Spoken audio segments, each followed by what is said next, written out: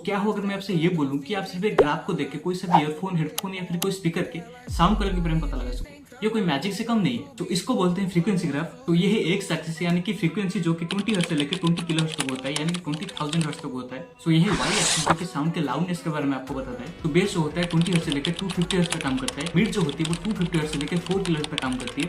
और जो हाई जो होते हैं गाने में वो 4 किलोहर्ट्ज से लेकर 20 किलोहर्ट्ज तक काम करते हैं। बेस जो 20 हर्ट्ज से लेकर 250 हर्ट्ज तक होता है, इसमें आपको डीप पंच और सब बेस मिलता है। वहीं पे मिड जो 250 हर्ट्ज से लेकर 4 किलोहर्ट्ज तक होता है, इसमें आपको ह्यूमन वॉइस, गिटार जो इंस्ट्रूमेंट वगैरह होते हैं वो सुनाई देते हैं।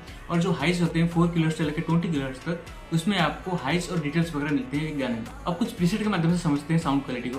सो पहले बात करते हैं फ्लैट साउंड यानी कि बैलेंस साउंड के बारे में। सो फ्लैट साउंड में आपको बेस नॉर्मल मिलता है, वोकल क्लियर मिलता है और जो हाइज होते हैं वो स्मूथ होते हैं। रिजल्ट में आपको बैलेंस साउंड और एक स्टूडियो लेवल का साउंड आपको मिलता है। तो उसके बाद आते हैं बेस बूस्टेड फ्रीक्वेंसी ग्राफ। उस ग्राफ में आपको लेफ्ट साइड का जो पार्ट होता है वो ऊपर की तरफ देखने को मिलेगा, जिसमें आपको डीप पंच, सब बेस मिलेगा जो कि बेस का पार्ट होता है। तो अगर आप ईडीएम और हिप हॉप वगैरह सुनते हो तो इस फ्रीक्वेंसी ग्राफ में ये जो ट्यूनिंग है ये आपका बहुत काम आ सकता है। लेकिन ज्यादा बार साउंड को मडी यानी कि साउंड को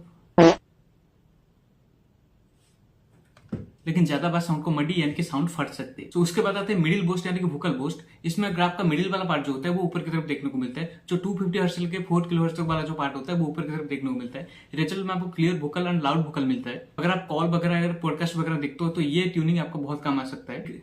लेकिन ज्यादा मिड की वजह से जो बेस होता है, जो हाइज होता है वो दब जाते हैं। तो उसके बाद आते हैं ट्रेवल बूस्ट। ट्रेवल बूस्ट में ग्राफ का जो राइट वाला पार्ट होता है वो ऊपर की तरफ देखने को मिलता है। रिजल्ट में आपको मोर डिटेल्स एंड जो हाइज वगैरह होते हैं वो बहुत शार्प देखने को मिलता है। अगर आप क्लासिकल और इंस्ट्रूमेंटल सॉन्ग ज्यादा सुनते हो तो ये ट्यूनिंग आपका बहुत काम आ सकता है। सो उसके बाद आता है V shape sound. V shape sound में ग्राफ का लेफ्ट वाला और राइट वाला पार्ट जो होते हैं वो ऊपर की तरफ देखने को मिलता है। लेकिन जो मिड वाला पार्ट होता है, जो वोकल वाला पार्ट होता है वो आपको नीचे की तरफ देखने को मिलता है।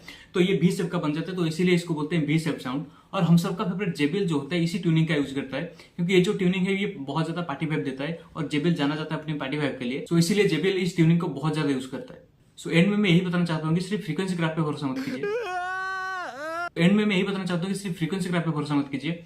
एक स्पीकर में सबसे ज्यादा जो जिस चीज की जरूरत होती है वो कि स्पीकर ड्राइवर होता है। स्पीकर ड्राइवर अगर लो क्वालिटी का है तो फ्रीक्वेंसी ग्राफ से कुछ नहीं होने वाला। सो अगर ऐसे ही डीप और नॉलेजेबल कंटेंट के लिए अपने भाई को सब्सक्राइब करना मत भूलना।